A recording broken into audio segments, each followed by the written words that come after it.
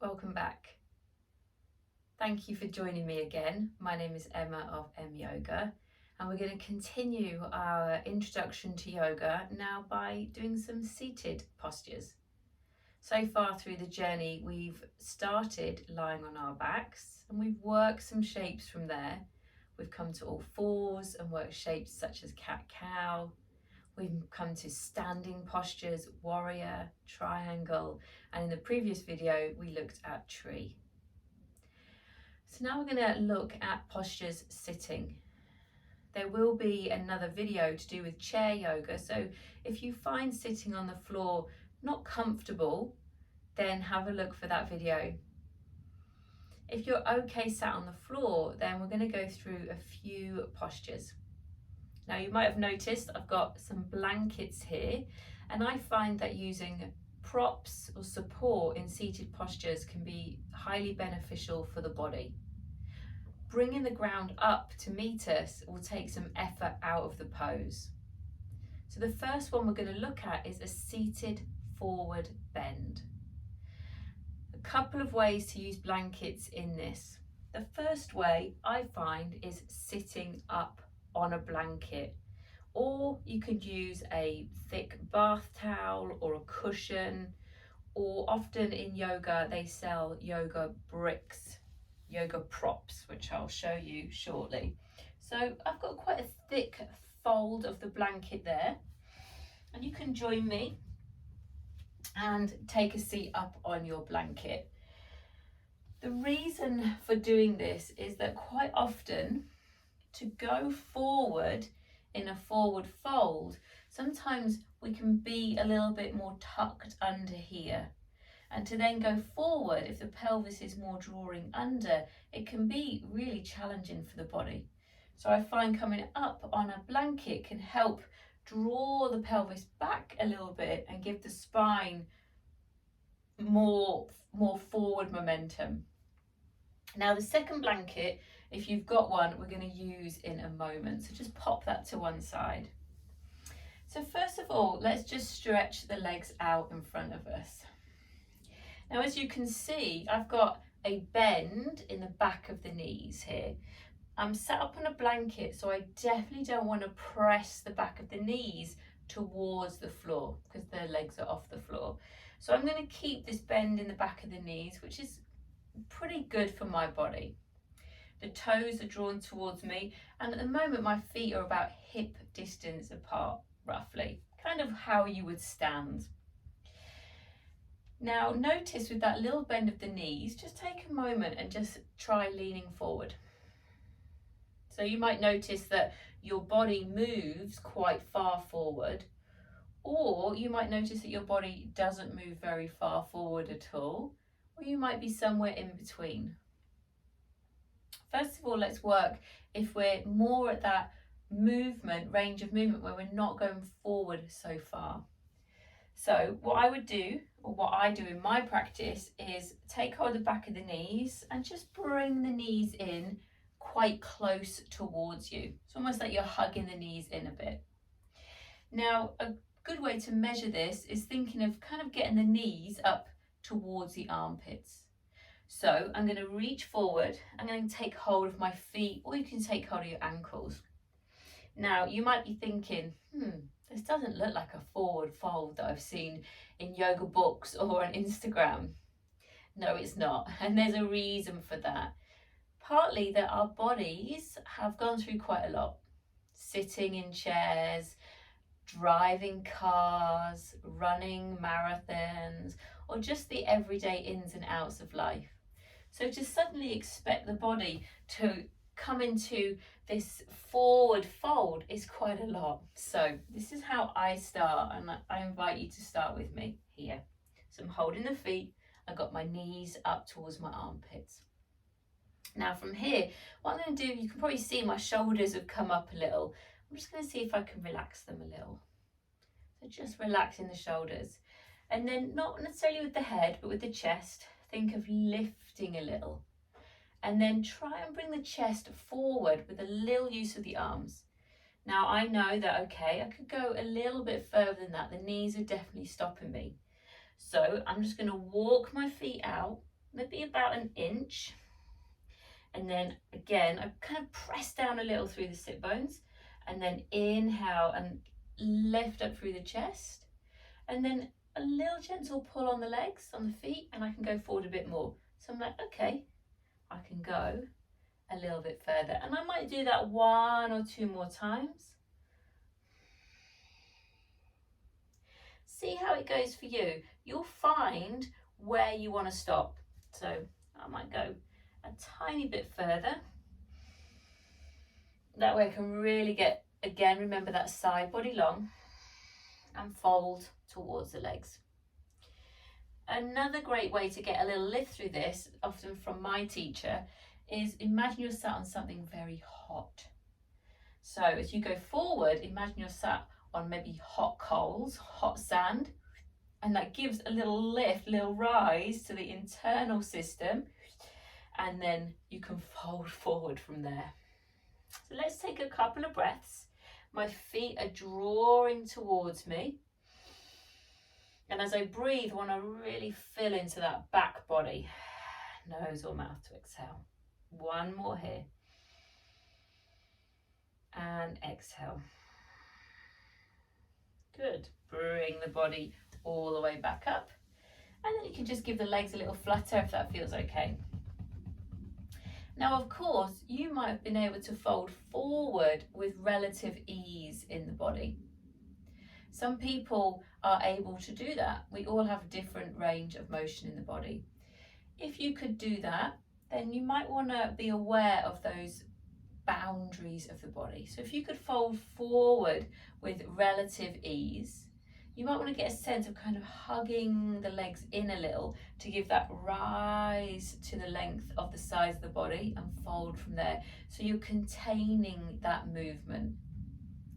Let's work with the second blanket.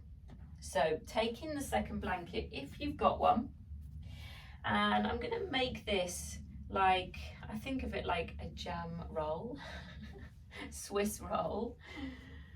So I'm just going to give it a little roll like that. This one's actually going to be quite big, but that's okay. So again, you can see you can just use a towel or something. And then I'm going to bring my feet over, slide it back a bit. So it's not underneath the knees, but it's underneath more the lower part of the calf muscle. So my ankle is there, calf and knee.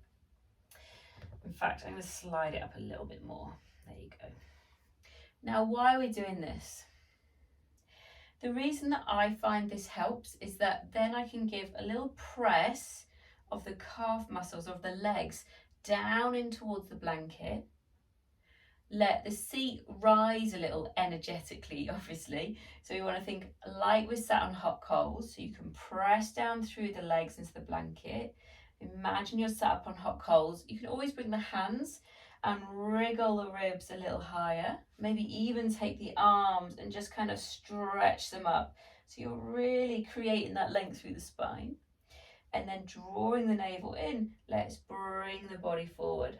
So you might not get as far, in which case, stop, don't push it, bring the arms towards the hands towards the legs, and then a couple of times lift up through the chest, draw the navel in. So you want to almost imagine you're folding from that point and then move towards the legs.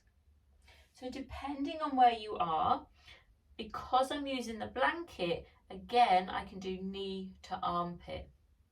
I can use my hold on the feet, not to force or press, but to gently ease the spine a little longer, a little wriggle, and then fold over the legs. Let's just take 1 more breath here. Notice the jaw if it's gone really tight. Good, and then bring yourself up. So that's a couple of different ways to do a seated forward fold. If we think about the standing work that we've done, the standing forward fold, if you find that you want to bend the knees in a standing forward fold, it's most likely that you're going to want to bend the knees here. There's many different ways that we can do this posture, and my offering of the blanket is just something that I've learned through my own practice and something that I find allows there to be ease in the posture instead of constant effort. So let's just take that out of the way for a moment. And the one that you're sat on, you can take that away for the moment as well. Just pop it to one side. So we're going to go from a seated posture into a posture called tabletop. This can be weight bearing in towards the wrists, a long stretch for the front body. So take it nice and steady. I'm going to bring my feet onto the floor. So as you can see, feet onto the floor. Now I'm going to bring my hands behind me and face the fingers towards me. If that feels too tender for the wrists, make sure the hands are feel comfortable for you. You can also be up on fists, so the hands are like fists. So from here, we're going to work the first variation of this shape. So press down through the feet, press down through the hands. We're going to lift the pelvis up and away from the floor. So you might just get a little bit, doesn't matter. You might be able to keep pressing into the hands and look down the length of the body and think about the pelvis being in line with the knees. And then you can look up towards the ceiling, squeeze the shoulder blades together, and then let's bring the body back down towards the floor. Just wrap the arms around the legs for a moment. Take a moment there. So we're going to do that one more time. Strengthening for the arms, but also a really generous stretch in towards the front of the body. Excellent if we're spending a lot of time sitting at home, especially now where many of us are working from home. So let's try that again. And this time I'm actually going to take my feet a little further away just to see how that feels. So hands on the floor, press down through the hands, think of lifting up through the chest. It might be that you stay here, just beginning to weight bear into the hands. And then press into the feet if you're moving the body a little further. I'll often pause there and just see how it feels. And then we press down through the feet. Of course, around the glutes are working. Look down the body. It might be that the head feels much more comfortable there. Or you can look up towards the ceiling. We're not holding this for long. So let's bring the body back down towards the floor. Softly, softly. Good. And then I often wrap the arms around the knees, just very gently. Just take a couple of moments to breathe there. Well done. Okay, one more seated posture. So we're going to look at a seated twist again. So again for this, I'm going to use the blanket to sit up on. I'm going to face you guys. Now, of course, if it's not comfortable to cross the legs, you can do this sat on a chair. So I'm going to sit up on my blanket. So if you want to do this sat up on a chair, obviously you'd have both feet on the floor. Otherwise, for now, I'm just going to cross the legs. Again, side body tall. And we're going to take a seated twist. Doesn't matter which way you want to twist first. I'm going to take my right hand to my left knee. If you want to follow, you can, or you can go the opposite way. So bring in one hand to the opposite knee, and then the other hand is going to come behind you. Now I've got the blanket there, so I can actually bring my fingertips on towards the blanket. I can actually flex the feet a little more. Good. And then that way you get a little bit more energy in the legs. Now press a little down through the feet. Think of growing up tall through the spine. And then the hand on the knee, we don't want to pull or stress the body, but we can use that hand just to gently turn towards the side. So let the head turn, let the chest turn. You don't have to turn or twist very far, okay?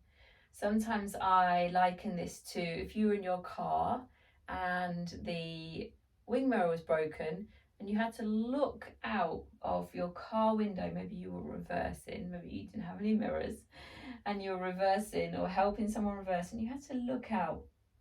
So you're in this natural pattern of movement. So in order for the head to move, you let the chest move. Good. And then let's come back to center. Let's take that twist to the other side. So opposite hand to knee, the hand behind you. And I use the fingertips on the hand behind me to press down a little in order to think of making the spine tall. Hand towards the knee. I don't know about you, but it definitely feels more difficult on this side. So just give yourself a moment's grace there if it does. And then as you turn the chest, the head will follow. So as you turn the chest, the head will follow. And then remember that looking out of the window or just glancing to something behind you. We'll take a few breaths here. You might twist further than I am, or you might twist less. It doesn't matter. It's all relative to your body. So maybe take one more breath in. And one breath out. Good. Come back to center. Excellent. One more seated pose. So taking the blanket away, we're going to do a version or a variation of a pose called boat pose. So in boat pose, you'll often read in yoga books that you should really be balancing on the sit bones.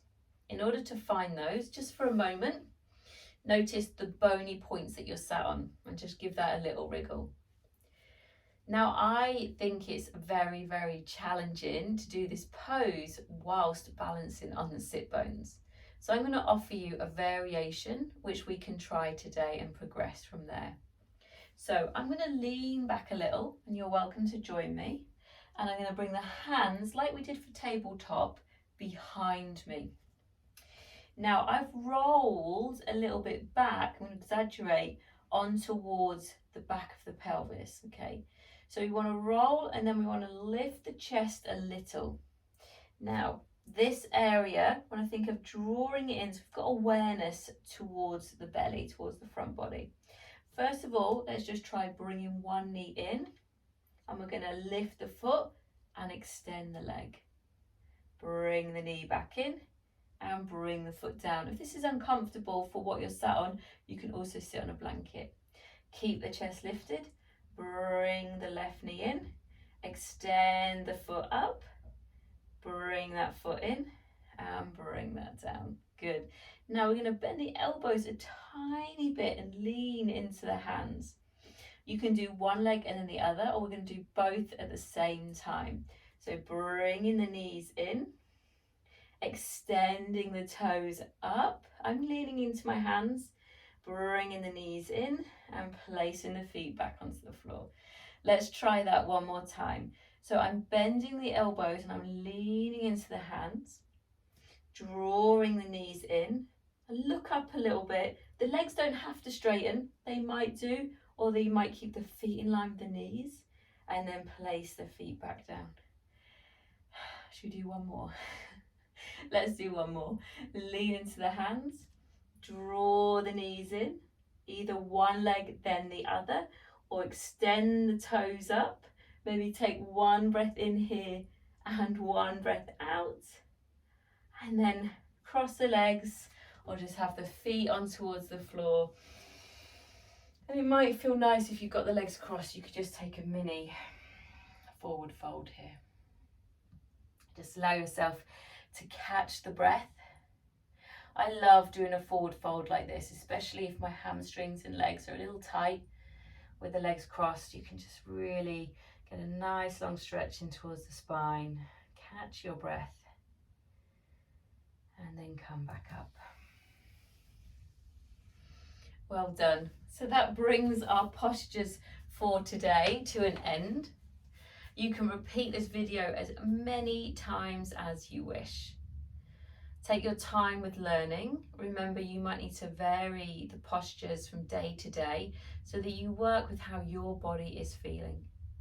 If you've got any questions, just pop them below or message me directly. Thanks for practicing with me today, and I look forward to seeing you in the next video in this series of yoga offered for beginners. Have a great day.